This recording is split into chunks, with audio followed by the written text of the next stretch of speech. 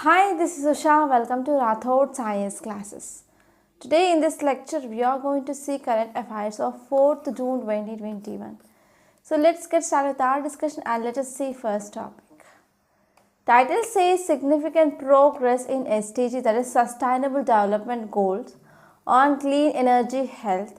It is according to NITI Index. So this article mainly talking about SDG regarding clean energy and health. So it is talking about Niti Aayog Index. So this article will be important regarding GS paper 2. In every year prelims, you can expect at least one question based on regarding indices. So whatever data we are going to discuss in this topic, that will be very much useful to write your mains answer. So now let's get started and let us see this topic in a very great detail. So if you see context, it mainly says that Niti Aayog's 2020 SDGs, that is Sustainable Development Index, which mainly saw that India is having some significant improvement in sustainable development goals, for example clean energy and as well as urban development and health. And we also saw there is major decline in areas like industries, innovation, infrastructure, and even in decent work and economic growth. So there is a good performance in context like in fields like clean energy, urban development and health. And if you see in some areas, we are seeing mainly backlog in industries, infrastructure, innovation and decent work, etc. So if you see some details, it mainly says that indices mainly show some development in inequality SDGs, and Niti Aayog omitted key economic indicators to measure inequality, for example income and as well as expenditure. And also this Niti Aayog also committed a key economic indicators regarding greater weightage to social indicators. So it gave greater weightage to social indicators and it mainly omitted indicators regarding measuring of inequality, for example income and as well as expenditure, etc.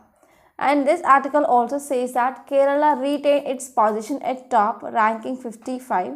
Okay, that means it got 55 number. And next one is Tamil Nadu and Himachal Pradesh. They are standing in second with number is 72. So if you're talking about least performing states, they include Bihar, Jharkhand, Assam. They were worst performing in this index. And Mizoram and Haryana, they are biggest gains in this index. And if you see in March, an assessment by United Nations which mainly came up with one report, that is impact of COVID-19 on sustainable development goals, and it said that especially some regions in India, they are mainly seeing to rise inequality because of this pandemic. So as we all know that because of this global pandemic COVID-19, that mainly leading to economic inequalities and as well as social inequalities that are rising in India. So why? What is reason? So because of this COVID-19, we came up with imposition of lockdowns. So because of this lockdown, there is no lives, no livelihoods and even no income, and as well as many people, they are facing number of problems. So because of all these, now because of this COVID-19, there is increase in inequality that is seen in society. And if you are talking about what are these sustainable development goals, the Sustainable Development Goals are adopted by member states of United Nations in 2015, and this Sustainable Development Goals mainly describes universal agenda that applies to all countries. So the Sustainable Development Goals are need to be followed by all members of this United Nations, and it is mainly adopted in year 2015, and this Sustainable Development Goals mainly describes universal agenda that applies to all countries. Okay, and it is also devised as a successor of Millennium Development Goals. Okay, so you have to remember this introduction. And here this Sustainable Development Index, which mainly frames implementation of 17 Sustainable Development Goals, okay, among United Nations member states. Okay, and if you are talking about 6 broad transformers, they include education, skills, health, well-being, clean energy, industry, sustainable land use and as well as digital technologies. So these are 6 important transformations. And if you say this report or this index mainly prepared by Niti Aayog here. Okay, so this is about this topic and I hope it is very clear. Now let us see next topic. Title says journalists, they need protection against sedition charges. So this article mainly talks about sedition law. So in India, one section in our Indian Penal Code, that is section 124A of Indian Penal Code, which mainly talks about the sedition law. So first now let us try to see context why it is in news. Okay, recently Supreme Court quashed sedition case which is registered against one senior journalist. Okay, and he was also Padma Shri awardee. Okay, so name here is Vinod Dua. So regarding this senior journalist and also Padma Shri awardee on him, so there is a one case of sedition which is mainly filed. So your Supreme Court quashed that sedition case on that person. So because of this is in news. So this is context and we are going to see in detail what is a sedition law.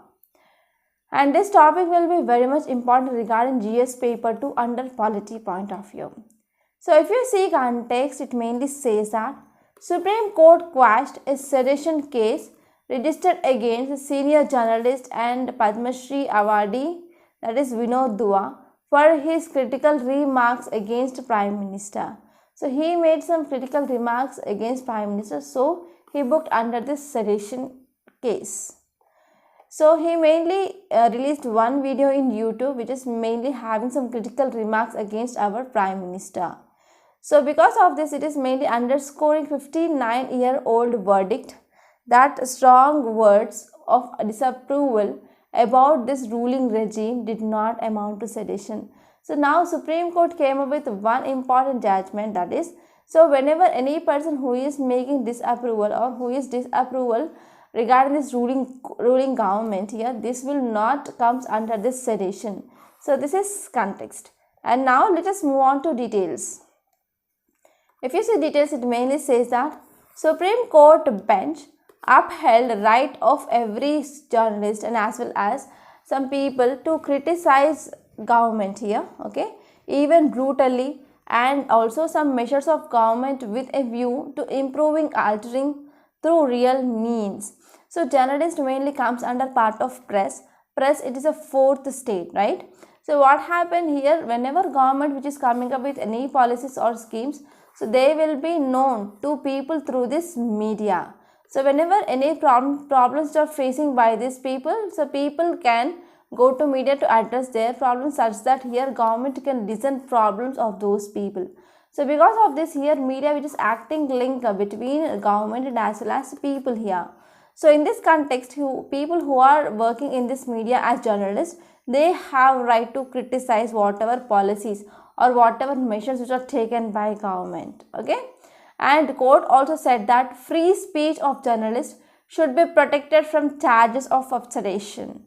And Supreme Court also said that reasonable criticism, it is a source to strength to community and as well as rather than weakness. That means we need to have some reasonable restrictions. Okay, and if you are talking about 1962 judgment, it mainly says that section 124A of IPC, which mainly talks about sedition law, it was intended only to punish subversion of a lawfully established government through violent means. So whenever any violent means it is taken up, mainly for throwing out of government or mainly to lower the authority of government, then that will comes under this sedition according to 1962 judgment. So now let us talk about some important facts regarding this sedition law. First, we need to talk about history. So if you are talking about background or history, so this sedition law, which is not the new law which we made under our Indian constitution, but before itself, during this British colonial era times onwards, we are having this sedition law, right? So if you are talking about sedition law, which mainly enacted in 17th century by England lawmakers. So they want only good opinions of government should be survived and bad opinions they need to be removed, or they are mainly detrimental for both government and as well as even monarchy. Because of that, they want to remove this bad opinions.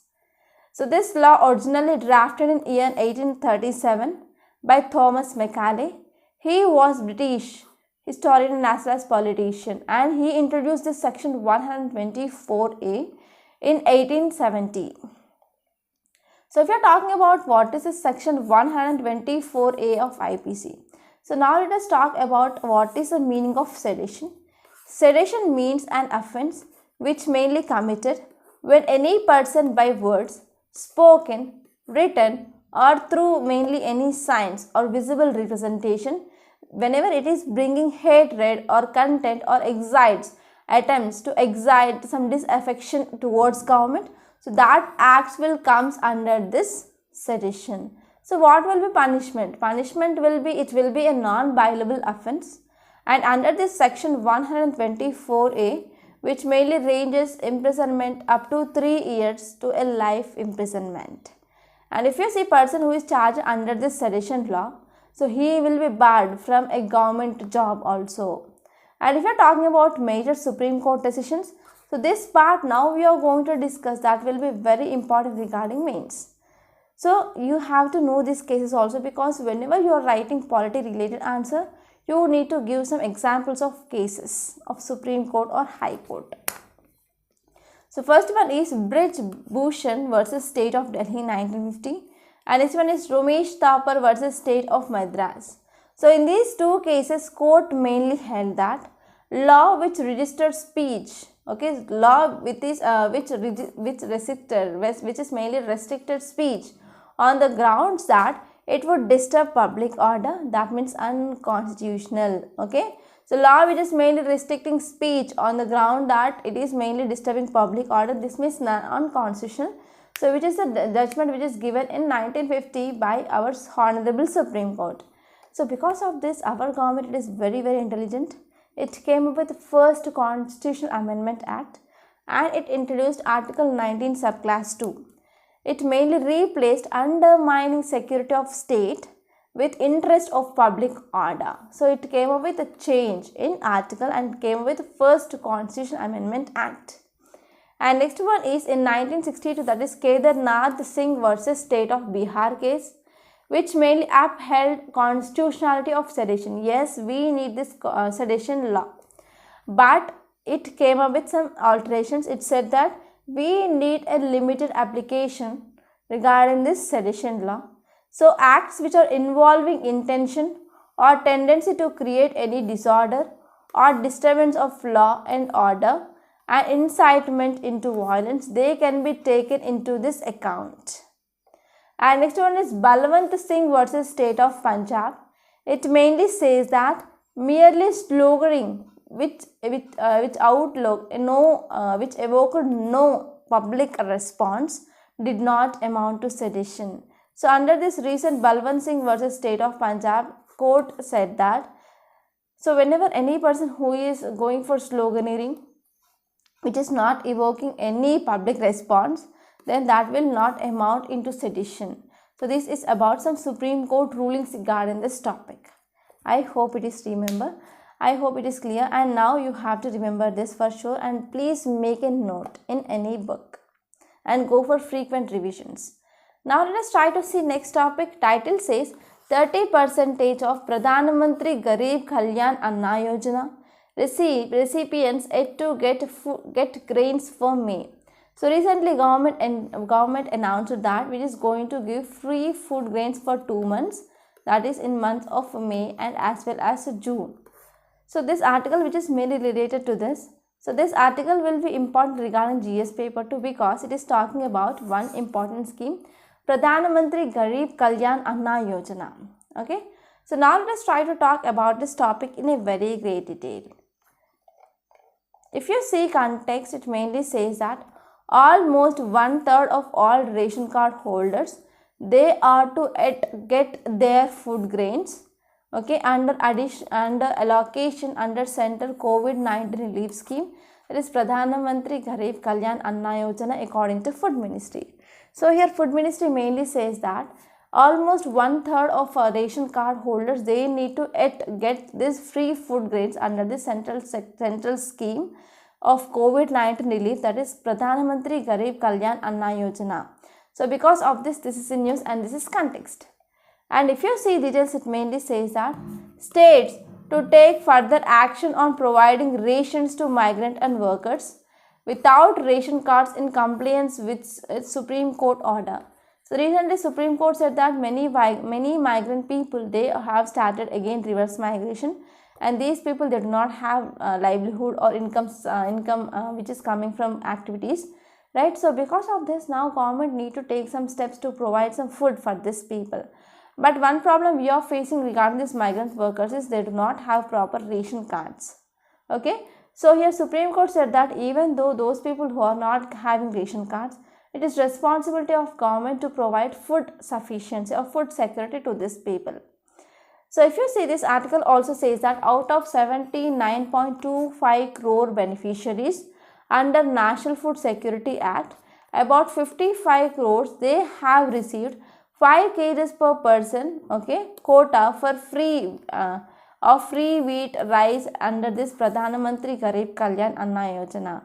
And also government announced to mitigate the economic distress which mainly caused by this pandemic. And more than 30% they shall got their benefit.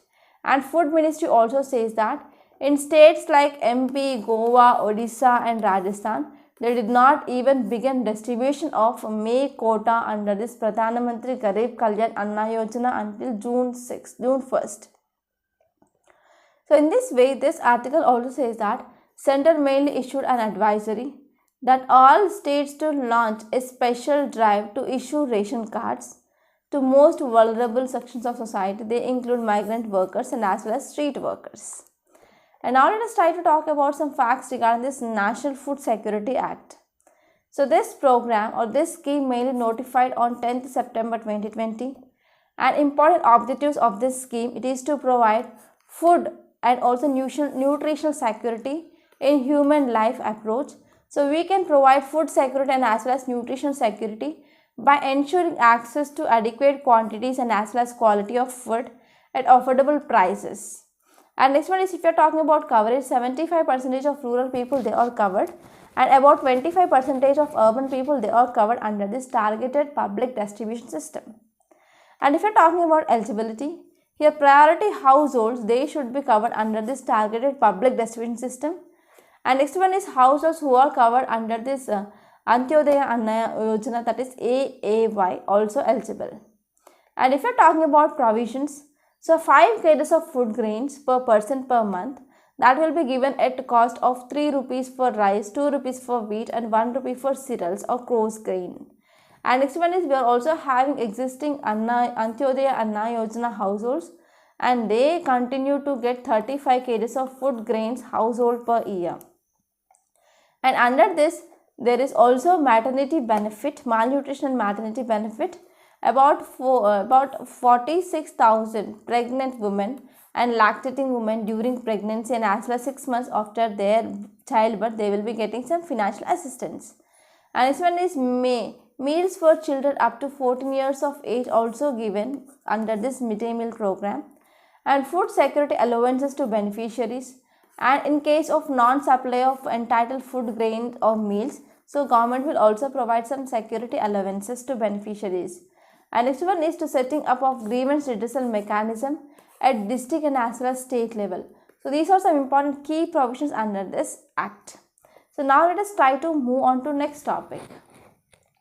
So if you say next topic, it is very important regarding environment and ecology, which mainly talking about BC, that is black carbon. So title says strong policies on black carbon that can sharply cut glacier melt, World Bank study. So what is the meaning of this? We are having these glaciers here. So on these glaciers, whenever black carbon which is coming and which is settling on these glaciers, so what will happen? So it will mainly decrease reflecting capability of these glaciers regarding the sunlight. Okay, that is albedo will be decreased. And second important one is, so whenever this black carbon which is absorbing, it will absorb heat more. So because of these two conditions, we are seeing there is increasing of glacial melt.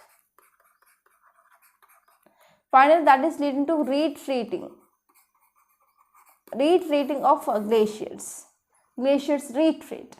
So this is some introduction regarding this topic, and this topic will be important regarding GS paper 3 under environment and ecology. So now let us try to discuss this topic in a very great detail.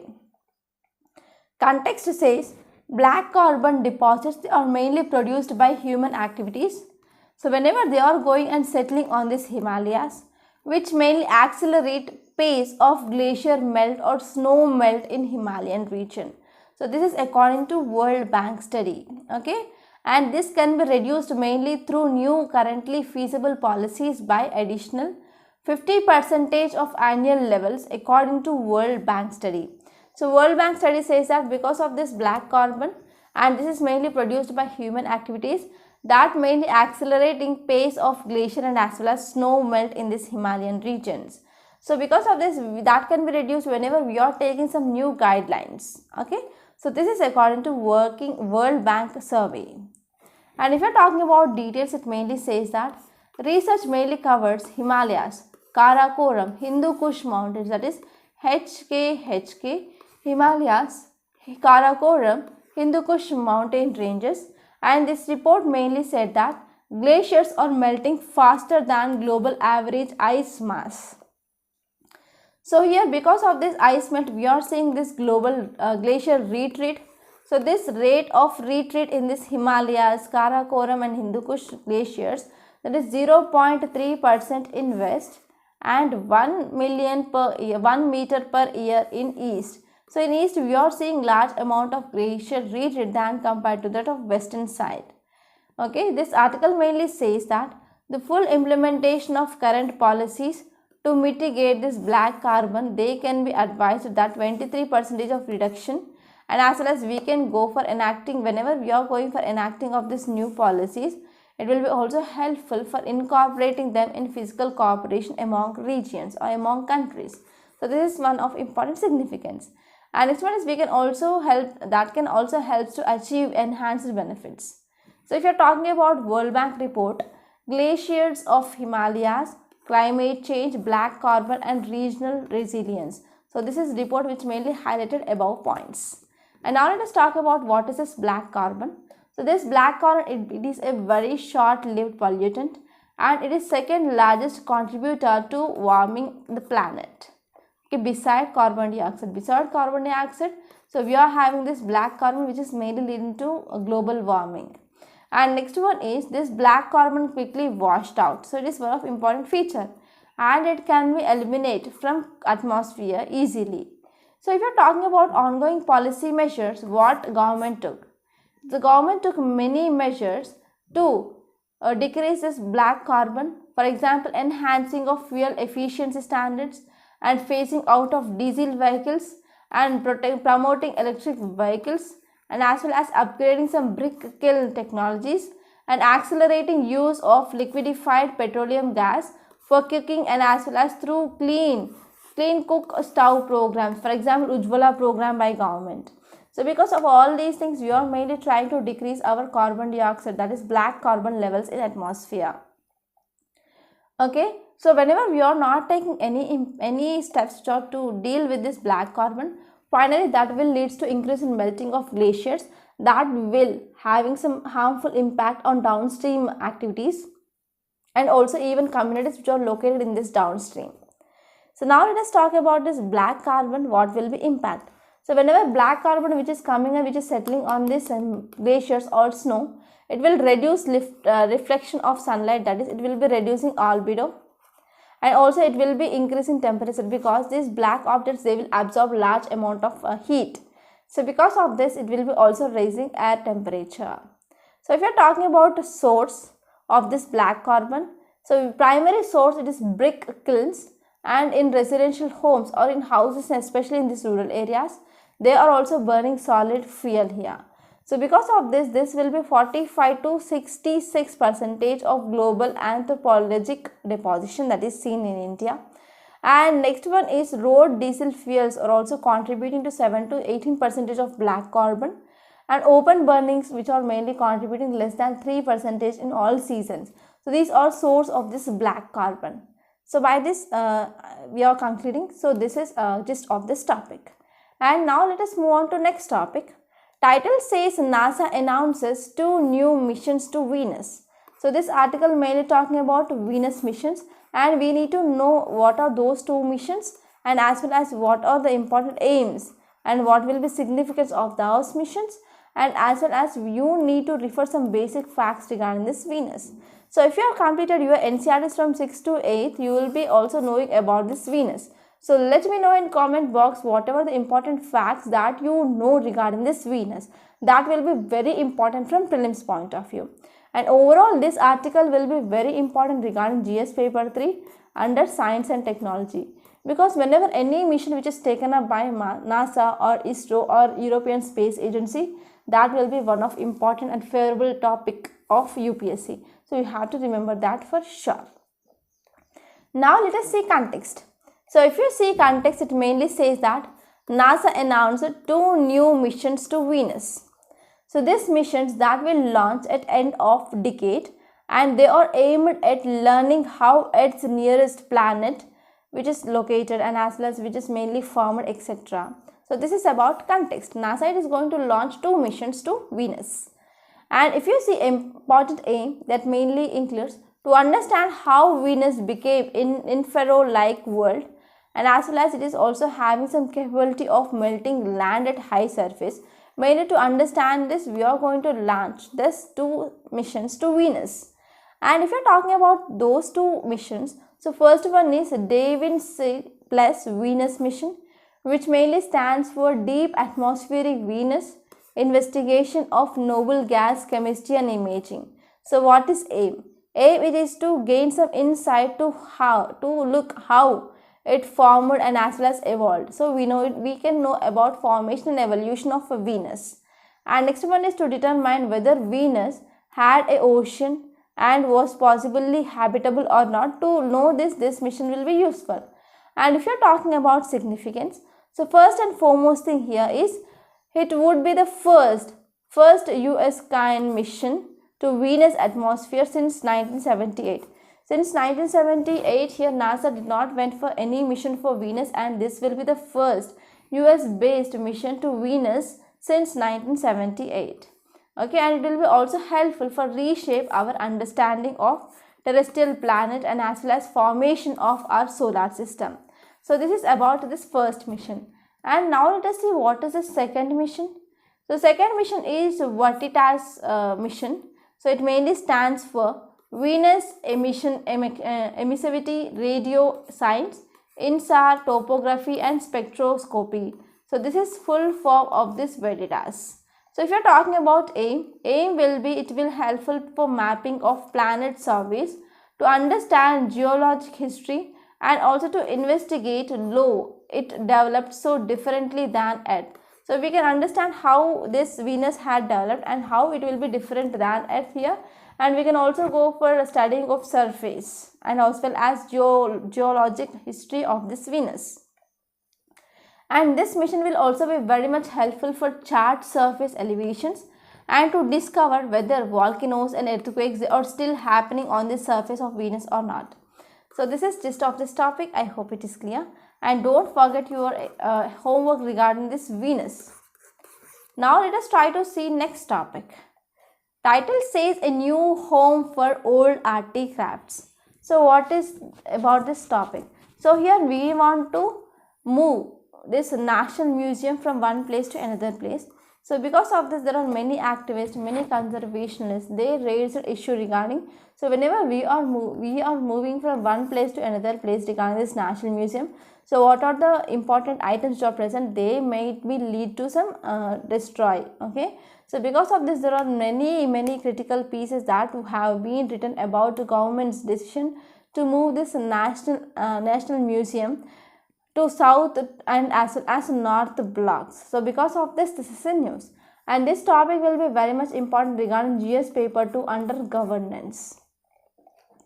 So if you see context, it mainly says that, so if you are talking about what is importance of this National Museum, so this National Museum, it will be repository of India's rich history and proud heritage, and many critical pieces they have been written about government decision to move museum to north and south blocks. So whenever there is a transportation that is happening from one place to another place, there may be leads to some damage. So this is some concern of activists and as well as some conservationists, etc. here. But if you see across world, there are many countries, they went for planned move, okay, of this national museums that will also serve regarding collection, comfort, audience experience, etc. So in this way, there is a need of a new national museum better. So if you're talking about one more example in Egypt, Egypt came up with the shifting of its national museum from impressive Grand Egyptian Museum, Gaza, and it will replace to this Egyptian Museum in Tahrir Square in Cairo here. And also there are number of many national museums, they have been moved to new premises. So if you're talking about limitations of at present, what is a national museum it is present? So it is having limitations regarding space. Okay, there is less amount of space. So because of lack of availability of this space, about 2 lakh cultural collections, out of this only 6% they were displayed here. So because of this, government decided to go for new building. So whenever we are going for this new building, there are many advantages. First one is it will provide a space, okay, the space which is 4.5 times which is bigger than the older one. So because of this much space which is available here, so we can go for display of more collections. And as well as it will be also allowing for more gallery spaces that will include ancient and as well as some contemporary Indian art and culture here.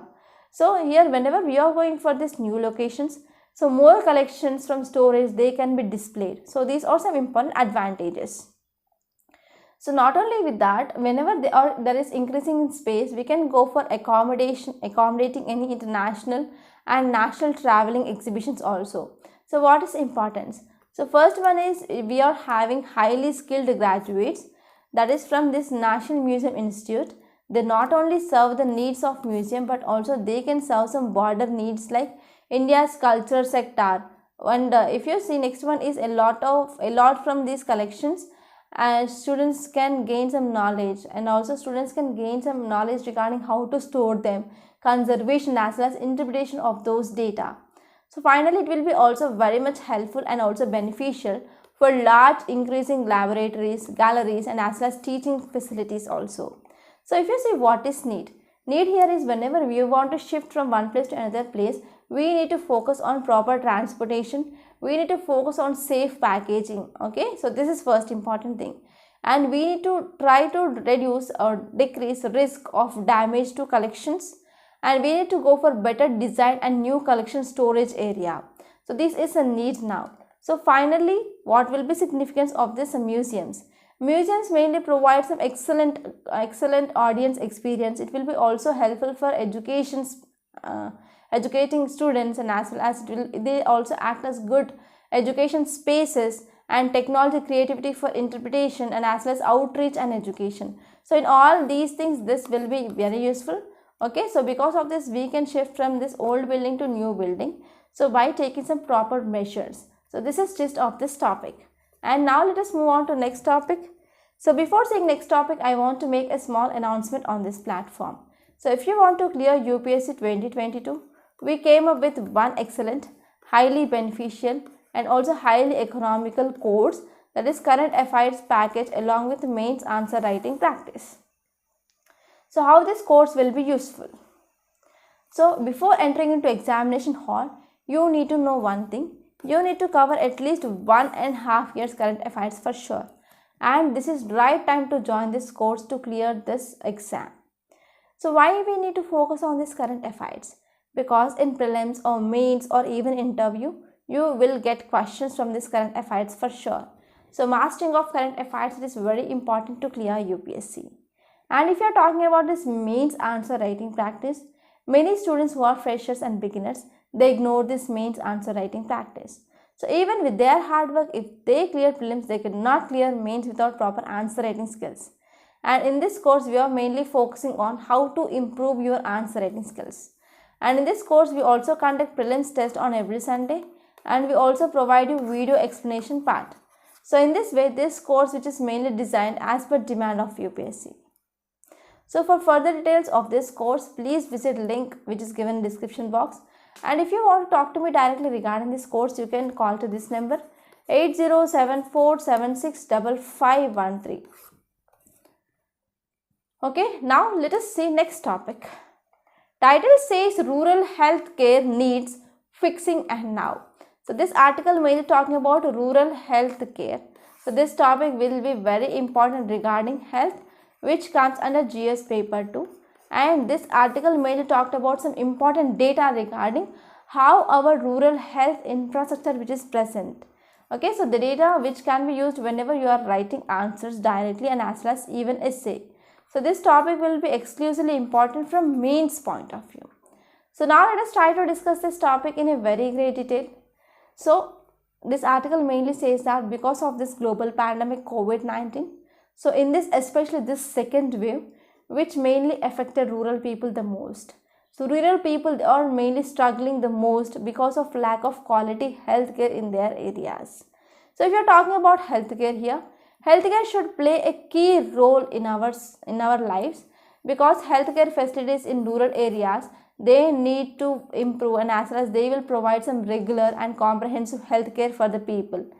But now this healthcare, they are need to be guided by World Health Organization based on principle that is universal health coverage. So if you are talking about universal health coverage, which mainly ensures all people have access to needed healthcare services for prevention, promotion, treatment, and as well as rehabilitation. So in this way, every people, they have right.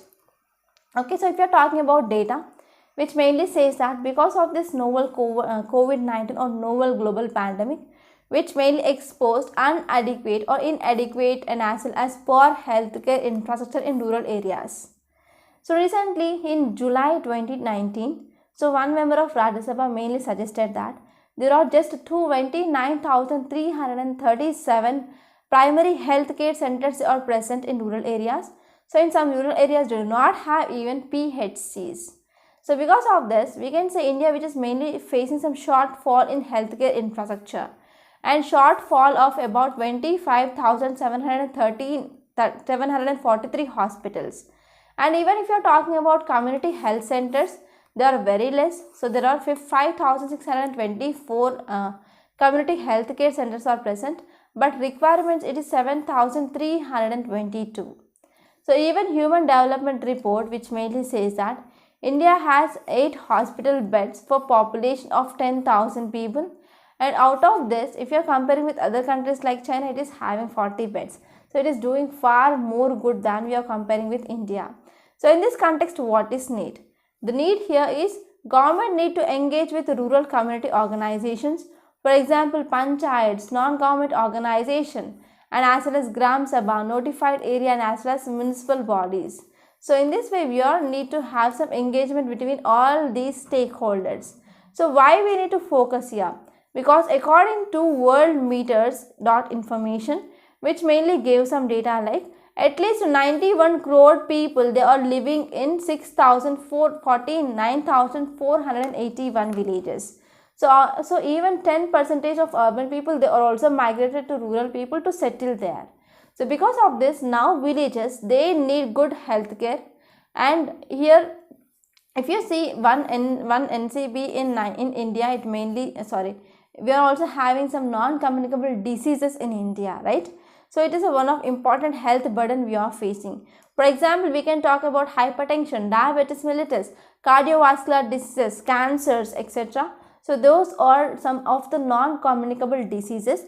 They are having some highest death rate across globe. So if you are talking about diseases, we are having non-communicable diseases and as well as communicable diseases. So non-communicable means they cannot be transmitted from one person to another person. So communicable disease means it can be easily transferred from one person to another person. Okay. So here, because of this non-communicable diseases, there is increased burden on healthcare infrastructure that is seen here. So if you see, there are 41 million people, that is 71% of deaths that are happening globally per year. They are mainly because of this non-communicable diseases. And about 5.87 million, that is 60% of all bodies in India, they are also having all deaths of India. They are also one of important cause for this non-communicable diseases. So worldwide 71% deaths, and India-wide it is 60% of deaths which are mainly caused because of this non-communicable diseases. So here we have secondary hospital care, secondary sector hospitals, and as well as primary healthcare centers and community healthcare centers, right?